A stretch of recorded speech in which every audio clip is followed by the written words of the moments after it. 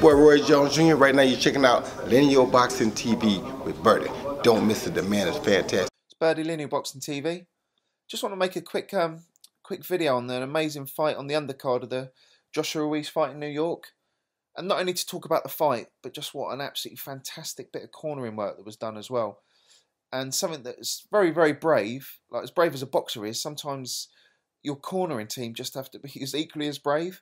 I'll explain that a little bit more, but Tommy Coyle fighting Chris Algieri, a fight I was really looking forward to.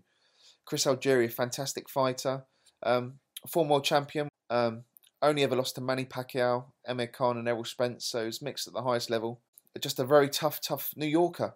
But Tommy Coyle, knocking out Michael Caceres here, has been involved in some absolutely fantastic fights.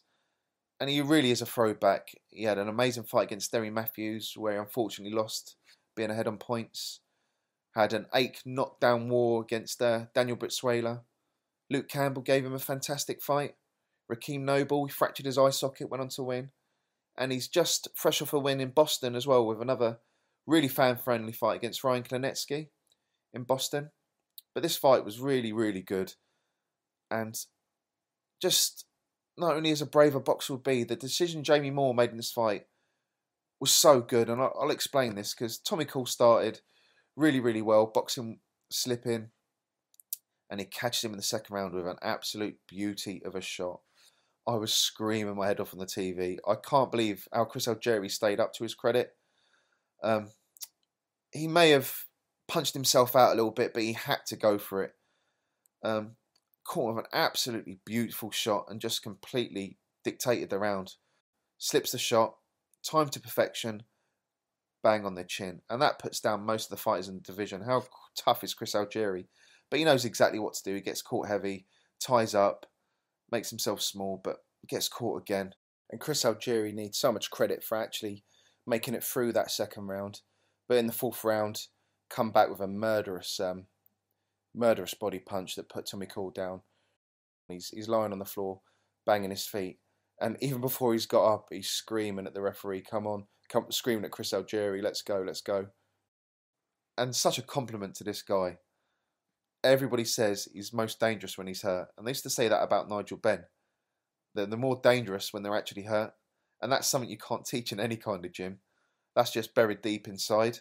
This guy's got no quitting him. But after that body shot, I don't think he ever truly recovered. Chris Algieri is just a very smart boxer. Like I said, he's mixed at the elite level and just started to slowly pick him down. Jamie Moore just makes an absolutely fantastic decision later in this fight.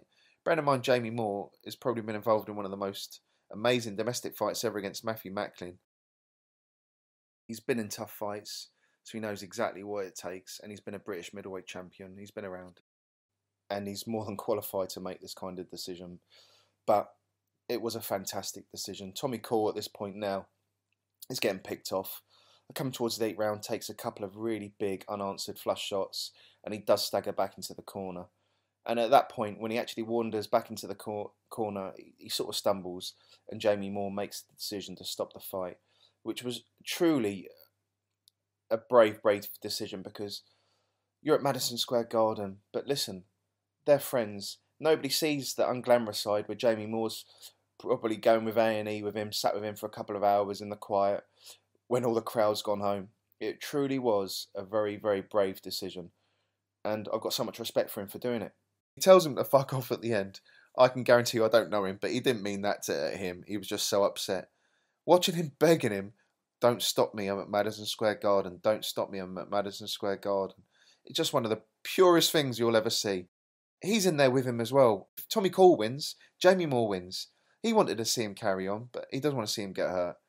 Just as much as Tommy Coyle was hurt then, Jamie Moore would have been just as hurt, pulling him out. And whatever happens now with Tommy Coyle, if he does retire, walking around Madison Square Garden, getting the respect of all the crowd, the most famous arena in sports, giving Chris Algieri a world of trouble in his fight, and Jamie Moore just an absolutely brave, wonderful decision that doesn't really get enough credit. Anyone that can pull down Eddie Hearn's pants and get away with it is all right in my book. Done the UK proud, lads.